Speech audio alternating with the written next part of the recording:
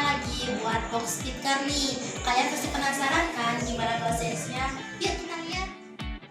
Yang pertama yang mereka lakukan yaitu mereka akan memotong terlebih dahulu hardboard menggunakan gisau. Nah, setelah semua bagian hardboardnya sudah terpotong, mereka kemudian membentuknya dengan bentuk bulat dan memanjang untuk dirangkai. Tapi ini sahabat teknika, sebelum dirangkai, hardboard yang sudah dipotong tadi akan masuk ke tahap menggunakan gerinda. Nah, tujuannya agar hardboard yang sudah dipotong tadi memiliki tekstur yang halus ya, nggak kasar kayak sebelum dipotong.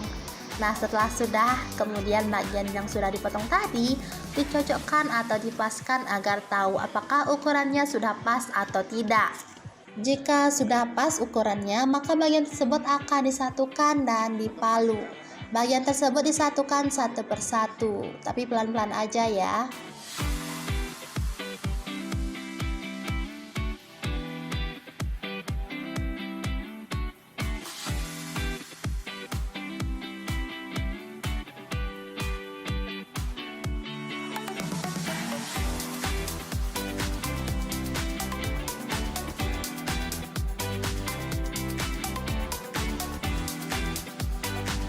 Setelah selesai, bagian yang dipaku akan direkatkan dengan cat khusus agar tidak mudah lepas, dan kemudian dicat lagi dengan warna hitam supaya box speakernya terlihat lebih bagus dan menarik.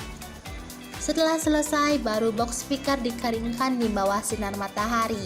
Kemudian setelah selesai dengan bagian pengecatan, akan dilakukan tahap uji coba. Box speaker yang sudah diisi loudspeaker di dalamnya akan melalui tahap uji coba. Tapi nih ada alasannya. Sahabat teknika tahu nggak kalau tahap ini dilakukan untuk mengetahui apakah box speaker sudah mengeluarkan suara yang bagus dan mantap.